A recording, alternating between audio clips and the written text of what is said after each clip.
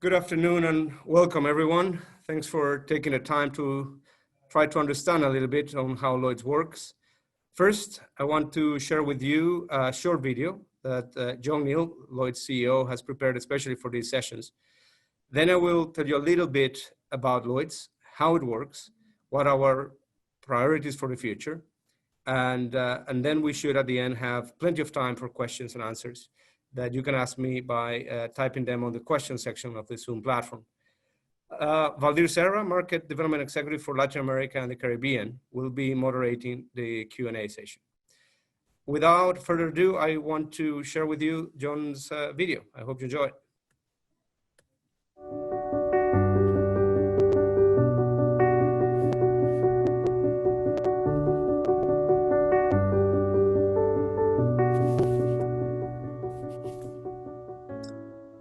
Hello everyone, and thank you for taking the time to join us today.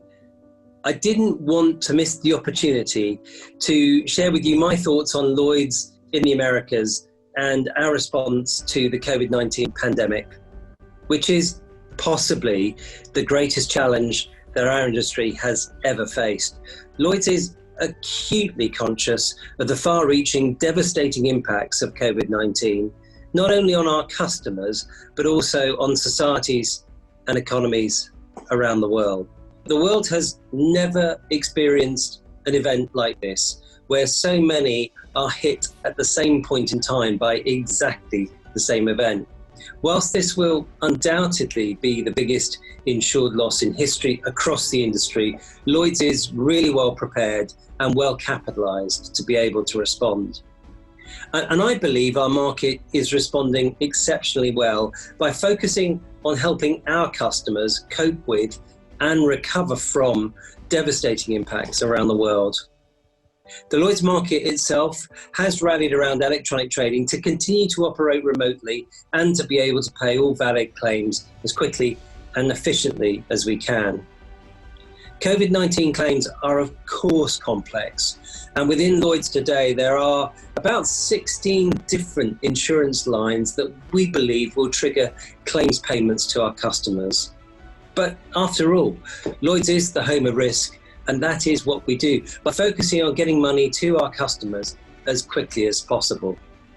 You'll have seen that we anticipate our market will pay claims out around the world to something approaching $4.3 billion US, making it one of the largest ever payouts that we've been involved with. That's actually on a par with 9/11 in 2001 and on a par with the combined impact of Hurricanes Harvey, Irma and Maria in 2017. So alongside making record payouts, we're also looking at ways that we can work more closely with the global insurance sector and with governments around the world to help communities and businesses get back on their feet and to strengthen the resilience to systemic risks in the future. So in addition to our $20 million package of charitable donations, we've also set aside $20 million in seed capital to explore how the industry can create or how structures which support economic recovery and mitigate against future events of this magnitude. Furthermore, we have repurposed the Lloyd's Innovation Lab and Product Innovation Facility to help fast-track the development of insurance products in response to COVID-19. Already, the experts, entrepreneurs and innovators drawn together by the Lloyd's market have started creating new policies to support the immediate health response as well as the long-term exit strategy. This is super critical work because now more than ever, our customers need us to be ready to support them through these really challenging times. I want to personally assure you that Lloyd's is absolutely committed to our customers in the Americas, a region that comprises more than half of everything we do. That makes the North American and Latin American markets the most important markets in which we operate. They are absolutely integral to our business and critical to our future success. So we will keep focused on supporting our customers and continue to pay claims over the weeks and months ahead. And we think there's tremendous potential for Lloyd's to do even more in your part of the world. And we want to work with you to realize your ambitions in this respect. At Lloyd's, we are laying the foundations to do just this as effectively as we can. The ideas discussed in our Future Lloyd strategy take on even more significance, we believe, in these particular times. So we have sharpened our focus in 2020, prioritising the initiatives that will ensure that around 80% of the business process at Lloyd's can be done so digitally before the end of 2021. And this will be supported together with work we're doing to fast track claims processing improvements and building on the foundational data and technology infrastructure that will support a future Lloyd's ecosystem. I think we all believe that this new world, whatever it looks like, will be even more driven by digital technology and data.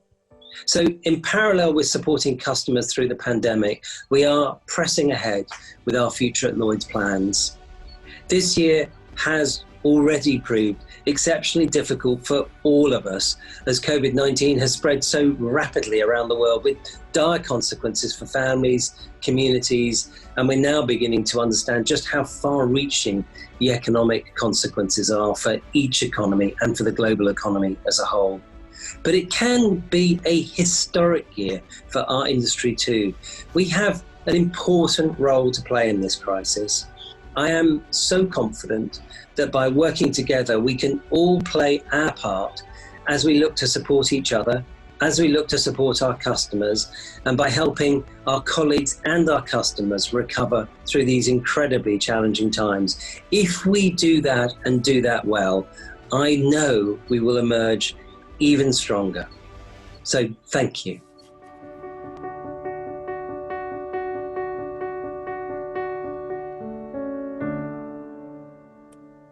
Okay, so again, I'll briefly explain what we are about to start with. We're going to go through three parts of my presentation. The first one is going to talk a little bit about Lloyd's and its origins. Then the second part is how it works. But in order to understand that, I think the origins are very, very important. And then we're going to talk about the priorities for the future. So let's talk a little bit about Lloyd's and what is it. So the first important thing to mention about Lloyd's is that, of course, as you all should know, it's an insurance and reinsurance market, not a company. And in this market, syndicates underwrite risk brought by brokers. And the entire market is supervised by the corporation of Lloyd's, which is my employer. I will come back and explain in more detail all of the market participants in a slide in a few minutes. But I think it's important to understand this in order to understand who we are and where are we right now. So the Lloyd's market brings together about 40,000 underwriters and brokers that provide the insight to anticipate and understand risks, as well as the expertise to develop the relevant and innovative solutions that are gonna cover those risks, no matter where we are in the world. The Lloyd's market has come a long way from its humble beginnings in a coffee shop. And so for me, it's important to, when I understood that, how is it that a coffee shop drives an insurance market, it was interesting for me to understand how it all played out. So imagine the place. This is very near the Thames River in London. And you have a coffee shop where very, very wealthy individuals sit. And I'll tell you a little story about wealthy individuals in a few minutes when we talk about the members at Lloyd's. But a very wealthy individual sits, sipping their coffee, and there is merchants that are about to embark in trips across the world to visit China or to visit India, to take things with them and to bring back merchandises. And this is very, very dangerous in those times. We're talking about 300 years ago or so. And so what would happen in that time is that the people that were very wealthy will decide to offer cover for the people that were risking quite a lot of their fortune to take things into new parts of the world. That is what we have today, with the members on one side and the risk givers in the other. And basically what Lloyd's Corporation is the owner of the coffee shop, Mr. Lloyd's, who decides to take note of who is giving what risk and who decides to also, in order to protect the individuals that are asking for insurance, to take some guarantees from the people that are offering the insurance. So that is how it all starts, and it evolves into what we see today. And we'll, as I said, we'll go into more detail into how it ends up playing for all of us right now. But we have gone through major historical events, great changes and technological breakthroughs. People, business, and communities have relied on Lloyd's to protect, build resilience, and recover in times of need. So just to give you an idea of how innovative Lloyd's is, these are the things, there's a short list of a few things that Lloyd's has been the first to issue policies for, like the motor policies, aviation policies, satellites, political risk, cyber, and so on. And this comes from the dynamics in the market. And we will explain a little bit about how the market sharing the risks allows for the people that participate in the market to be more bold and to take more risks. Now, all of this, of course, is made possible by our unrivaled expertise. There is more than 300 years of insurance experience. There is bespoke solutions, and this comes from the expertise, but also from the very innovative approach that the market takes to offer solutions to everyone. And we have a collaboration that is encouraged in the market. We respond to emerging risks in a very positive way. We are covering regularly risks like cyber insurance, and certainly the sharing economy is something that we also cover.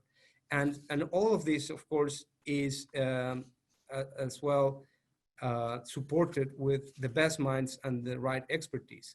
But let me just take a second to explain the subscription market, which is something very unique and that helps a lot of the Lloyd's players to actually be able to commit to risks that otherwise we will not normally take. And the subscription market, basically what it means is a leader, a syndicate that becomes a leader, decides to take a share in a risk that is going to be followed by several, sometimes even dozens of syndicates that will have to follow the fortunes of the leader. And what that means is that the leader will decide if there is a claim, the payout that will have to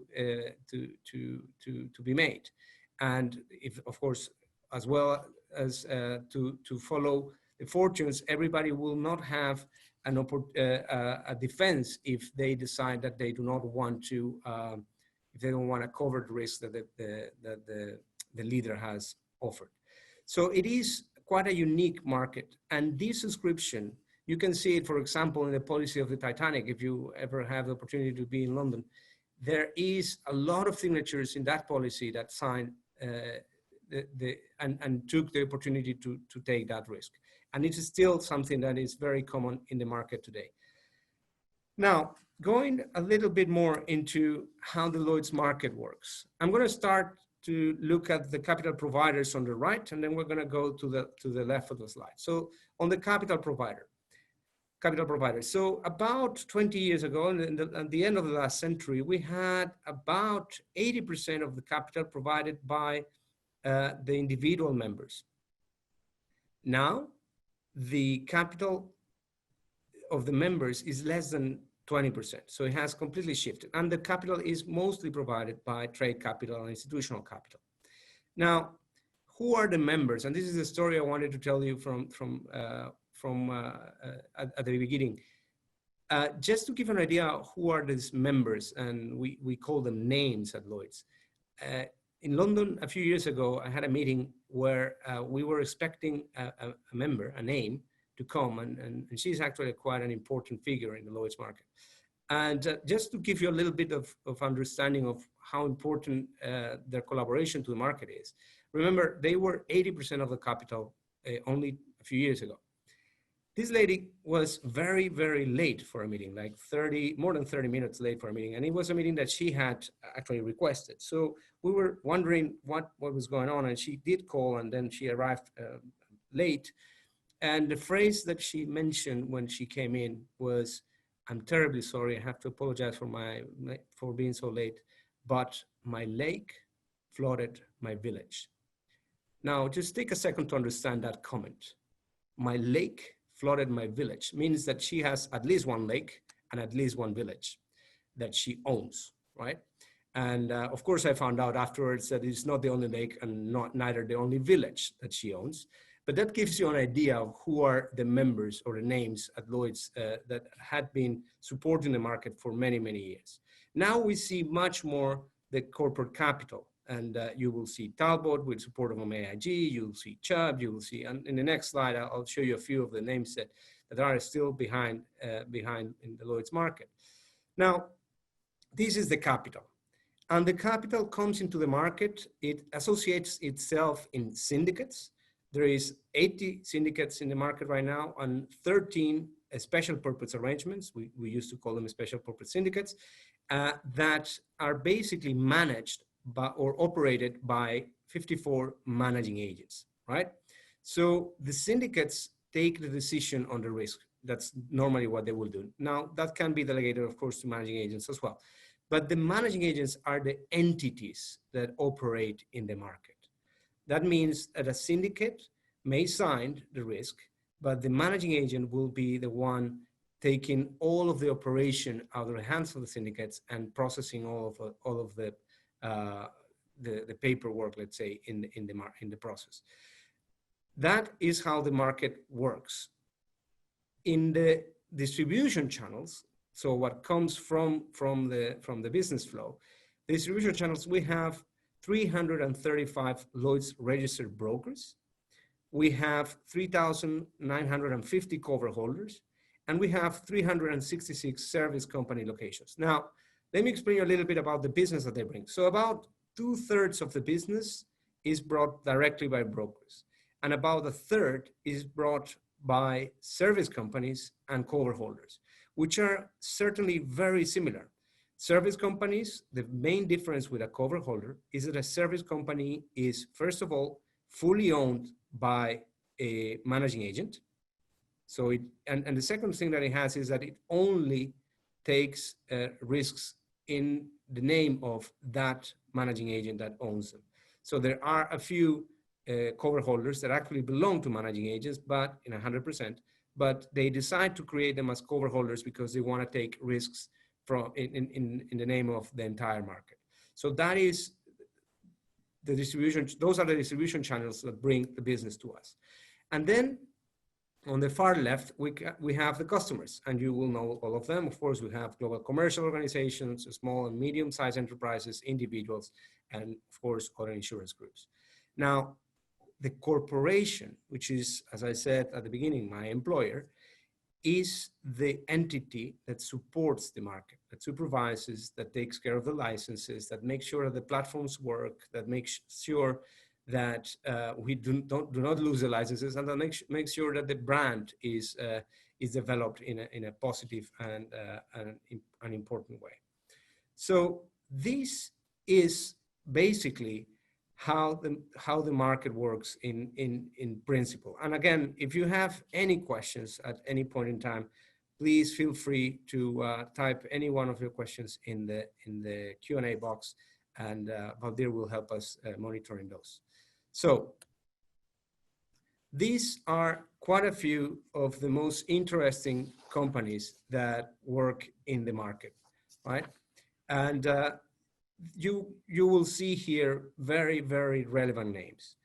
The interesting thing is there are several reasons why these insurance or reinsurance companies will want to choose to use the Lloyd's platform to underwrite their risks.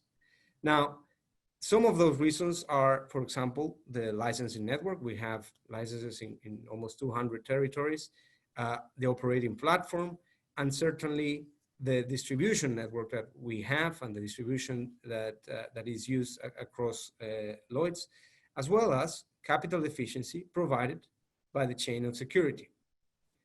And this is a chain of security. And I want to spend a couple of minutes here explaining to you what is it that we call the chain of security. So the chain of security has three links: the syndicate level assets, the members funds at Lloyd's, and the central assets. Let's go through the three of them. So the first one that I would like to spend a minute on or so is the member funds at Lloyd's. You remember I was telling you a couple of slides before, there is these members that provide capital. Before they can even sign one dime of premium, they need to put a plan together that the corporation will supervise and agree with. And once they have done that, the corporation will ask them to put the money upfront to be able to ride the business. So those are the members' funds at Lloyd's, the money that is put up upfront to start a business. Then we have about 70 billion of syndicate level assets. And what is that? The syndicate level assets are while the syndicate is operating, during 3 years, the syndicates are not allowed to take money out of their premiums. They can only take money out to pay for administrative costs and to pay for claims. That's it, right? So they have to run the business, but basically that generates an accumulation of assets that is what we see here with this 70 billion. Now, it's important to understand that both these links, the members funds and the syndicate level assets, are going to have perfectly identified who is the owner of each one of the assets.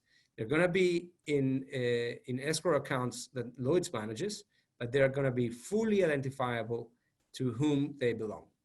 Now, there is another link in the chain, and this link is the one that makes the whole market an equal market in terms of rating. And that is those are the central assets. Now, the central assets are, in comparison with the amount that we have as a total, more than $100 billion, $4 billion doesn't seem to be an enormous amount. But remember, there is more than 80 syndicates operating at Lloyd's, in the Lloyd's market. Actually, 93 if we count the special purpose. Now, if there are 93 of them, and the gross written premium of the 2019 was 45.9 billion, you can do the math and you will understand that each and every syndicate, it's going to be normally smaller than the central assets. So the central assets are managed by the corporation and ideally will be only used if a syndicate cannot face their claims. That usually doesn't happen. We are, as a corporation, behind and controlling the exposure that each syndicate has, and we constantly require them to up their capital if they are falling behind or they're getting exposed to dangerous risks. And that element in the chain of security is what gives us this robust financial strength that allows us to have the same capacity or the same financial security across the entire market. So there is not one syndicate that underwriting at Lloyd's will have a different financial security than the rest. And I think that is one of the questions that comes more often to me when I meet with cedants or when I meet with brokers. And it is, how can I choose the best or the ones that I want to do business with and the ones that I don't want to. And we've seen that across Latin America and the Caribbean many times. I think that the most important thing to understand is that from a financial security perspective, there is no difference. There may be difference in other parts of the equation, but as I said, the most important part, the financial security, is exactly the same for anybody. Now, what I want to show you now is what is it that we're doing on performance, the strategy or the future of Lloyd's, and the culture. And I think this is an important part because it tells us what we're trying to do for the future. And it certainly will change. It will change as we go along, and it will change with events such as COVID-19, for example. We have had to refocus what we're doing in order to face COVID-19 and all the changes that it has created. But I think that these three pieces or these three priorities are very important. So let me go a little bit into the performance. As you will know, you will have heard about the Decile 10 exercise that went across the market for the last a couple of years. It started with John Hancock, who has now left Lloyd's, but it actually, in 2020, in the planning for 2020, we actually included something else. What it is that we didn't only look at the Decile 10 and in order to strip it out of the portfolios, but we also asked the syndicates to look at the Decile 1 and the Decile 2 to increase, and we encouraged them to increase the business that was coming out of those parts of the portfolio. So it has been an exercise of trying to improve the performance of the market, and we've achieved certainly important milestones in that. And we are hoping to, of course, in 2020, achieve a combined ratio of less than 100, as expected. Now, the second piece in here is the strategy of future at Lloyd's. And this, as I said before, we have had to adjust a little bit. But I'll go into more detail on this one in the next and final slide. And on the culture, what I wanted to mention to you is the plan that we have in the culture has been developed in collaboration with and endorsed by the Lloyd's Board and Council, as well as by all the associations that work or represent the Lloyd's market, like, for example, the London Lloyd's Market Association, or LMA, as well as the London and International Insurance Broker Association, or the LIBA. These set of actions is intended to increase reporting, to impose strong sanctions on those found to be responsible of any inappropriate behavior, and to create a better understanding and awareness of all the issues that have to do with this culture. We are going to see more on the culture surveys coming out in September this year. Now, this is the future of Lloyd's, and there are 6 initiatives here. So within these initiatives, how we came across this. So it all started when John Neal joined Lloyd's. The first thing he did was he started to listen attentively and carefully to what hundreds of people across the market were saying. And what they were saying was, we need to find better solutions, simpler access, reduce costs, an inclusive and innovative culture. That's everything that is on the right on the slide. And in order to achieve this, and after, as I said, talking to hundreds of stakeholders, within the Latin American region and the Caribbean, we've spoke to dozens of stakeholders. We sort of came up with these 6 initiatives that I think are the right ones to turn Lloyd's into the market of the future, in a market that really is the most advanced insurance marketplace in the world.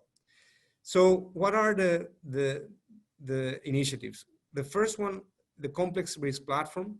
As you can imagine, the face-to-face interaction at Lloyd's has always been a tradition, and it's always something that we believe it's going to continue to exist, even despite what is currently happening with COVID. In the future, we still believe there is going to be face-to-face interactions. And in order to improve these interactions and to make sure that the data has a better chance of being collected at the point of inception. We are transforming the whole operation from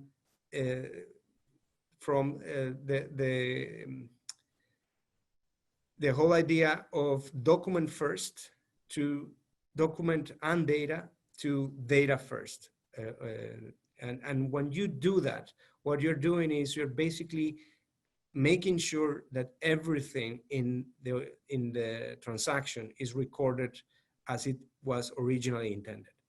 And that is a very important part of the modernization of the market. And we're, of course, going to continue to utilize the London Market TOM that we have so much invested in the last few years. And of course, one of the outcomes of the COVID is that you will see an increase on the usage of the platforms that the LM-TOM has been developing for us. Now, in terms of the Lloyd's Risk Exchange, almost half of the risks that are traded through Lloyd's are in one form or another commoditized and are often placed to binding authorities and line slips. And this, we want to make sure that that receive a platform that is going to allow brokers, cover holders to place, and syndicates, of course, to place and accept the risks in a more immediate manner. And this digital platform will use, of course, common data to allow for the communication to be much more relevant and flawless. Now, the claim solution, Lloyd's has a very good reputation across the world on the way in which we support and pay on claims. But what we are taking here is the opportunity to do better. The claim solution will help us automate the simplest claims, those ones that are probably representing less than 5% of our costs in the claim side, but represent the majority of the transactions. Something like 60% of the transactions represent less than 5% of the costs in payouts. So those simplest claims should be automated. And that will allow also the underwriters to handle the most complex claims in a more efficient and a better manner for our customer, giving them a better customer experience. Those three, the complex risk platform, the Lloyd's Risk Exchange, and the claim solution, those are the ones that we decided to focus on in the Latin America and the Caribbean region. And funnily enough, due to COVID-19 at the end, those are the three that are now being focused with more attention from the corporation in general. So we're seeing a lot of efforts into getting these three to be developed at a faster pace. Now, I wouldn't want to leave you without an explanation on the other three that are here. One is the capital solution, which intends to significantly improve our investment offering to new capital. And this is for existing capital, for new, for private names, and it is intending to make it easier for everyone to use the capital and to, via a digital capital portal, allow investors to manage their funds at Lloyd's in real time instead of only a few times a year. This will allow for us to bring more capital into Lloyd's, and this, at the end of the day, will also allow for more clients to be served by creating new a new array of investment opportunities. Now, what Syndicate in a Box is all about encouraging new and innovative business to come to Lloyd's. And that we have seen several applications for this. We have two that have been approved. One is Munich Re, new business. The Munich Re was launched already, and they are looking to place some risks that include renewable energy and parametric insurance for weather. AIG as well is looking at serving their high net worth individuals through this new Syndicate in a Box. And the idea of it, as I said, is to make it simpler for innovative solutions to come to the market. And finally, the service hub. The participation in the Lloyd's market for anybody means a lot of advantages and opportunities to access a lot of different shared services. What we want to do is to expand this and allow the participants in the market to enhance the value proposition that they receive from us with a wide range of business services, including analysis and research and other opportunities. I think that's basically what I have to tell you all, but I'll be very happy. We have at least 15 more minutes for any questions you may have, and so please start typing them in the box. Well, do we have any questions? Everyone, good afternoon or good evening, depending on where you are. Yes, we do have a few questions that have come through, so I'm going to start listing them to you now. So we'll take them one by one. And the first one we have here is, does the corporation oversight capital under the Solvency II regime?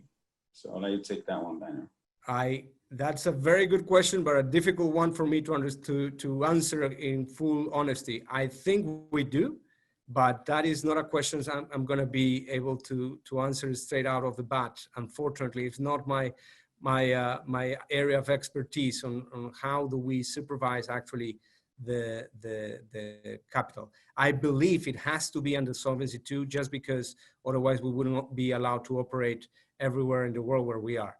So in general, that will be my answer. But if it's not the right answer, I believe all UK companies need to be supervised under Solvency II. So yes, my answer will be normally it would. That's great. Thank you, Daniel. The next one that we have here, is Lloyd's continuing to trade without the underwriting room open? Yeah, of course. And we've seen a lot of take on the new platform, the PPL platform, of course. We had almost, as I said, 50% of our business placed in the PPL platform before, and now we have more than 80% of our business placed in the PPL platform. There are other platforms that are as well, other platforms that are, or other electronic means that are being used, but those are the PPL is the one that we will prefer the market to focus on. I can see one more question here regarding the lines of business that we're expecting losses from COVID-19. So, and in that, so I've seen the slide, so I'm going to try to remember it. The major, so we are seeing something like 4.3 billion. I think that's what in the video from John we mentioned. So 4.3 billion is the top. We were seeing something between 3 to 4.3 billion of US dollars losses for COVID-19 this year. And that the main line that we're seeing, I think it's at to 39%, is the events cancellations. That is the biggest one. The second one that we have seen is also the in property lines, but not on the reinsurance side, more on the insurance side. That is certainly something that is creating some issues for us. Now, in reality, there are 16 lines of business. So this has created a very unique challenge, because it's sort of hitting several lines of business, 16 of them, as I mentioned, across the entire world. So it's not an easy process to go through, but we firmly believe that there is great opportunities within this challenge. Daniel, still on PPL. We've got someone asking if we think that PPL will replace definitely the traditional stamps. Okay, so the reality is that as we traveled across Latin America a year ago, trying to convince different stakeholders to use the electronic means was, to say the least, challenging. And what that means was there are, you know, as things change, I'm sure you will have remember if you are old enough like I am, changing to fax from documents or from fax to email was a challenge. So there is something of that sort going on as well. And in Latin America, not only the regulators, but also cedants and sometimes even the insureds were not too comfortable with electronic placing. Now, the main regulators across the region have all accepted that electronic placing is the way to go. And now with COVID-19, there is no other option, to be honest. Do I think that is going to be the only way? Well, we will see some that could go, some business that could go in traditional stamps, but normally we will expect a huge amount nowadays of PPL instead of traditional stamps. Thanks, Daniel. Still on sort of electronic trading, but more related now to COVID-19. There are a few questions here from the audience asking, how do we think the new format will be post COVID-19? So will the trading boxes continue to be relevant, or will the underwriting room continue to be that relevant? That's sort of the questions that people are asking from the audience. Thank you, Daniel. No, thank you, Valdir. I think we are planning to reopen the underwriting floor in a limited capacity as of September, I believe.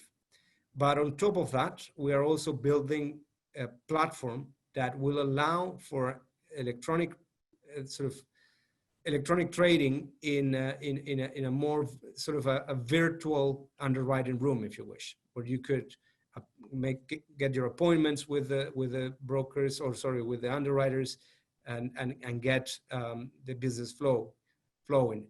Now, I can't predict the future. I don't know how things are going to look 3 years from now, but I can tell you that from the past, remember the Spanish flu hit us in 1980, and by 1925 or 1930, it was a thing of the past already.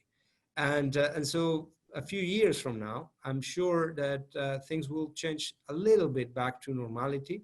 It's going to be a new normal for a while, that's for sure, and certainly until there is a vaccine and that vaccine has taken hold, or herd immunity, or we find a cure that is making everybody comfortable about going back to work. Until that happens, there is going to be some hesitation from market participants to be on the underwriting room, and we can perfectly understand that. But at some point, that hesitation will disappear, and hopefully it will not take too long, because I believe that still there is some value on the face-to-face interactions. Thanks so much, Daniel. Another one from the audience. It looks like we're getting lots of questions. Someone saying here, if I have a client or student that wishes to get to know Lloyd's better in order to take Lloyd's capacity, who can I speak to in the region? Will that be somebody that I can contact? Sure, absolutely. So there is me, of course. You can also contact Marco Castro in Brazil. You can also contact Sebastián Gómez in Colombia, or you can contact Yelgis Hernandez in Mexico. Valdir, who is helping us with the questions today as well. He knows a little bit of each one of the markets as well. Any one of us would be delighted to help present this information, or anything you want to your clients, your contacts, and making sure that we spread the word of Lloyd's without a problem at all. So get in touch with us, and we'll be happy to support you in any way we can. Well, it looks like we still have a little bit more time. So if you guys are okay to hang on, shall we continue with the questions? Yes, please, Valdir. Okay, so someone here is saying they've experienced in between 25% to 100% increasing rates, which I find it very good. and that's for accounts where they have not even had claims. So they're asking, how long do we feel that this trend of rates going up for the market will continue to go for? Thank you, Valdir. Difficult question to answer. I think that you, within the market, I have a sense that everybody knew the hardening market was needed. A hardening market has not been on the books for the last, I don't know, 20 years. And most people thought that it wasn't going to come back again. And I think there is a few things that have been pushing down the market to the levels where it was. And some of them are, of course, the interest rates globally and some other components of the equation. But without being able to predict the future, I'll say that it was needed. And I don't think that it has finished with only this year. I think it will continue next year, especially because we're going to see a lot of exposure into different catastrophes still this year that are going to make it difficult for the markets not to operate with higher rates. And yes, I've seen rates of 25 to, and sometimes even above 100% increase. Not in every line, of course, but yes, it has been reported that in several markets there has been significant increases, and I would say that I would consider it will continue that way for at least another year, if not more. That's great, Daniel. Thank you. There's a question here regarding capacity from syndicates in Latin America. They're saying that they have seen some syndicates entering the region and some syndicates that for some reason were a bit hesitant with capacity from the region. If there are any comments you can provide on that one? Sure.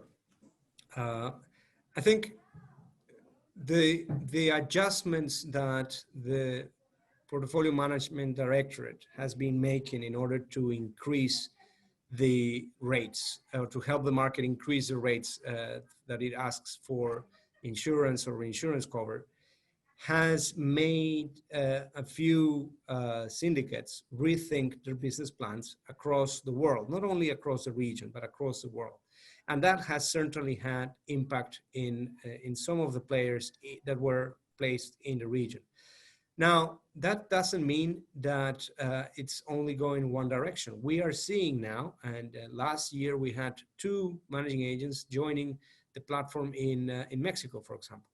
And it is part of the game. Some syndicates will find that they do not have appetite for some types of risks, while where others will come into the region looking at specific types of risks that they'll find attractive, and they will create opportunities from.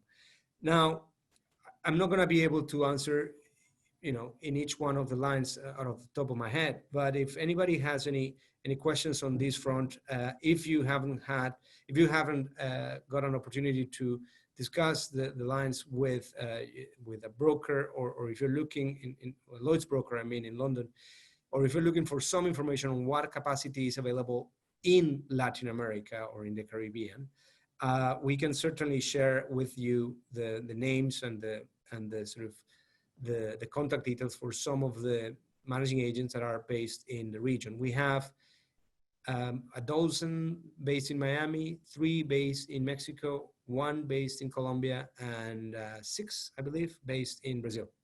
So there is quite a lot of capacity in the region, but certainly other syndicates from London are very interested in covering and serving the Latin American and the Caribbean markets, of course. Right, I think we have time for just one more question, Daniel. And the last one we have here, I think, is, was there a significant impact of Brexit to Lloyd's, and how was that leveraged? Okay.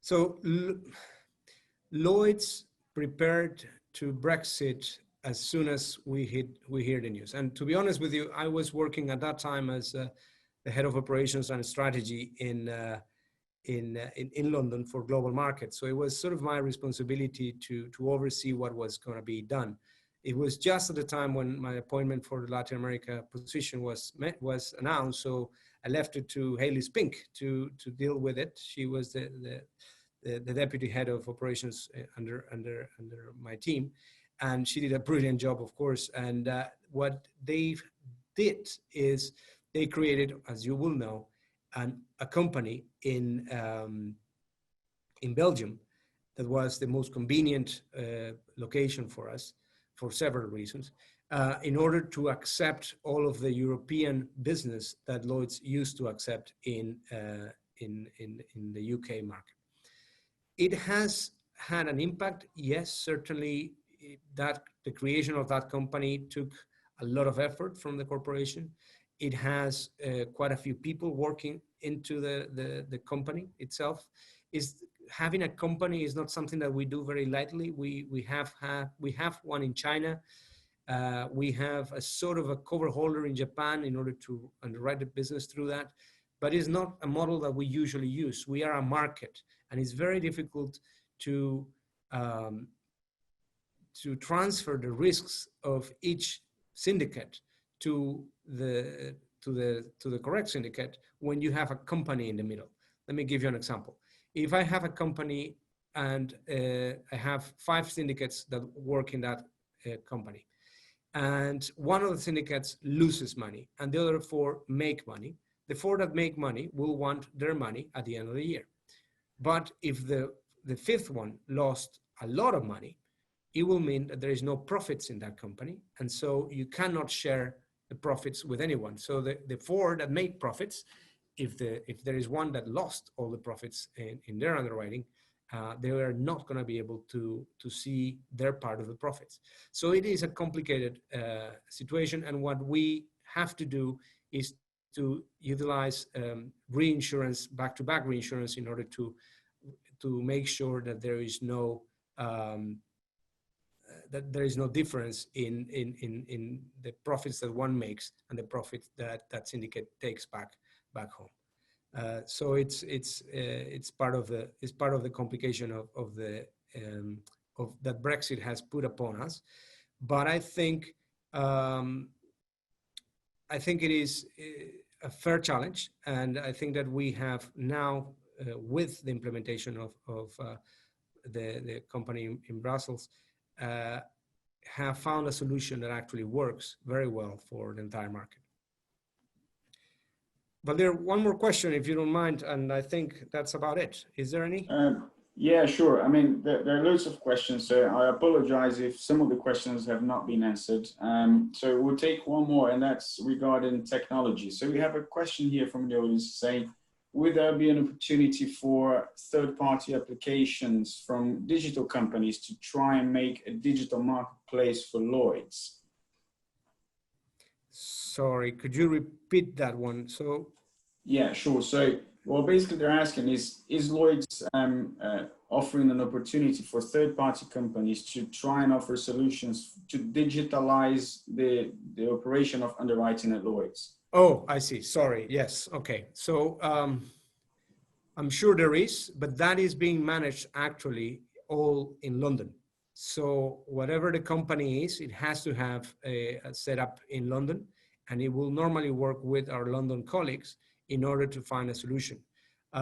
So because that is where all of the solutions are being made. Now, that said, one of the interesting features of the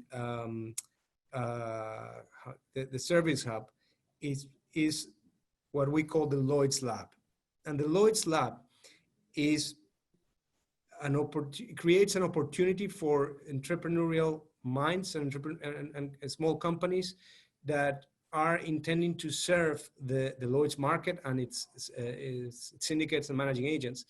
And we are now in cohort 5, I believe. And that means that we've gone through hundreds of companies, and they've presented a pitch to the market.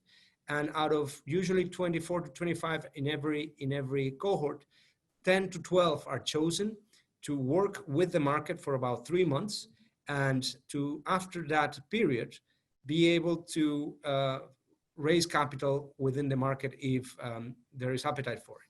So it's a very interesting opportunity to look into if you are looking at a digitalization in the market. But I'm sure that the best way to deal with any offers on the digitalization front would be to talk to the people on the ops side. Haley Spink, as I mentioned before, is one of the people that most likely will be able to help in that front. Okay. That's great. Just to note that there were some, of course, unanswered questions from the audience.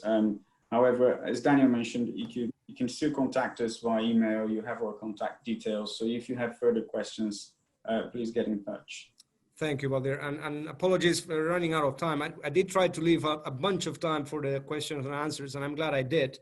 But we are running out of time already, and I don't want anybody to be hanging around here for too long anymore. So thank you so much for listening. Thanks for your time. This hopefully will be, well, this session I know has been recorded, so it will be posted in our website at some point in the near future. And please, share the word with anybody that you think could benefit from understanding a bit more what Lloyd's is. And we still have 2 more sessions, one in Portuguese this Friday and one in Spanish that's going to be led by Gelgis and Sebastian. The one in Portuguese is led by Marco, of course, in Brazil, Marco Castro. Gelgis Hernandez and Sebastian Gomez will lead the one in Spanish next Tuesday, the 9th. And I hope if you have any colleagues that you think should or could benefit from this, please ask them to join. It'll be, I think, a good experience for all. Thank you again and have a great time.